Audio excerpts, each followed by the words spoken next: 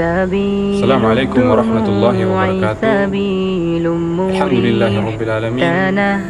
Segala puji bagi Allah, Tuhan semesta alam, yang telah memberikan kita beribu-ribu nikmat, salah satunya nikmat kesehatan, sehingga kita dapat melaksanakan rutinitas kita sehari-hari. Salawat serta salam tak lupa pula kita haturkan kepada baginda Nabi Agung Nabi Muhammad SAW, yang telah membawa kita dari zaman kegelapan menuju zaman yang terang benderang, yaitu sirna agama Islam. Halo teman-temanku semua, pada kesempatan kali ini saya akan membahas seputar ilmu kalam.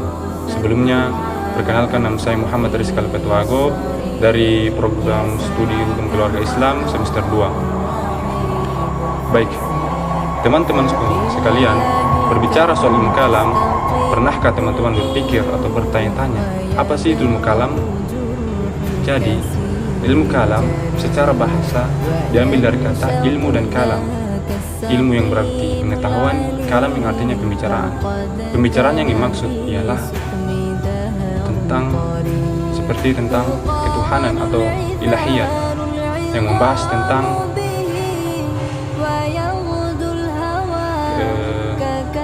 keberadaan dan keesaan Allah, sifat-sifat Allah, kekuasaan dan kehendak Allah, serta perbuatan Allah. Kemudian ada nubuat atau kenabian yang membahas tentang hakikat Nabi dan Rasul, sifat-sifat Nabi dan Rasul, mukjizat, serta wahyu dan kerasulan. Contohnya seperti Nabi Muhammad SAW sebagai Nabi yang terakhir. Selanjutnya ada hal-hal gaib atau samiyat yang membahas tentang apa yang kita ketahui melalui wahyu, seperti hari kiamat, kehidupan setelah mati, malaikat, takdir, serta surga dan neraka. Dan yang terakhir yaitu iman dan kekafiran, yang membahas tentang hakikat iman, hubungan iman dan amal, status orang yang berdosa besar. Yang kemudian pembahasan-pembahasan ini menjadi perdebatan pada beberapa aliran seperti Khawarij, Murji'ah, serta Mu'tazilah.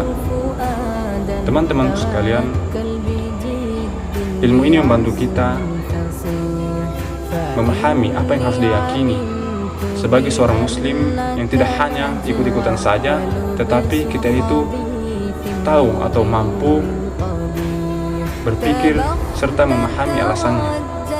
Sederhananya begini teman-teman, ilmu kalam ini mengajarkan kita bagaimana caranya menjelaskan serta mempertahankan keyakinan kita dengan cara yang masuk akal, yang tidak lain berlandaskan dalil nakli seperti Al-Quran dan hadis, dan dalil akli yaitu akal dan logika kita sendiri. Misalnya nih, ketika ada seorang non-muslim yang mencoba melemahkan keimanan kita tentang keberadaan Allah atau takdir, maka ilmu kalam inilah yang membantu kita memberikan jawaban yang logis serta mudah dipahami. Jadi, mempelajari ilmu kalam itu sangat penting bagi kita teman-teman. Dengan belajar ilmu kalam, kita itu mempunyai keyakinan yang lebih kuat serta tidak mudah ragu, karena kita itu tahu dasar serta alasan dari apa yang kita percayai. Kemudian ada beberapa pendapat ulama mengenai ilmu kalam. Dari beberapa pendapat ulama tersebut ada yang pro, ada yang kontra, serta ada yang moderat atau tengah-tengah. Yang pro atau yang menerima ini seperti Al-Ghazali dan Abu Hasan Al-Asari, yang berpendapat bahwa mempelajari ilmu kalam itu boleh atau berguna, apalagi untuk melawan pemikiran yang salah. Jadi ilmu kalam ini diibaratkan sebagai alat debat kita untuk membela agama kita sendiri. Kemudian yang kontra atau yang menolak seperti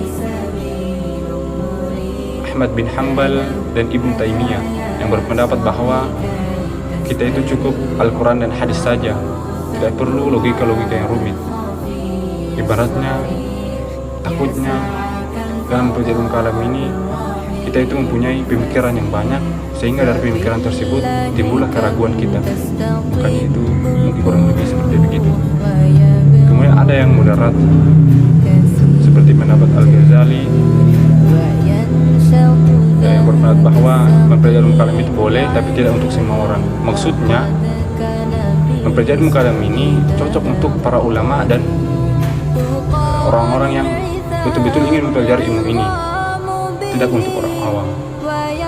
Jadi, perbedaan pendapat tersebut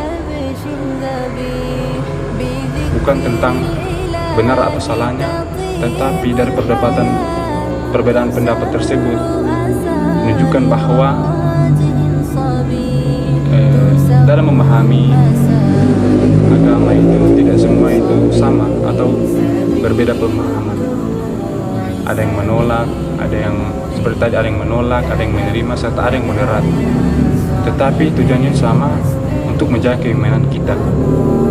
Intinya, mempelajari ilmu kalam itu boleh, tetapi kita itu harus hati-hati dan tetap berpegang teguh pada ajaran dasar agama.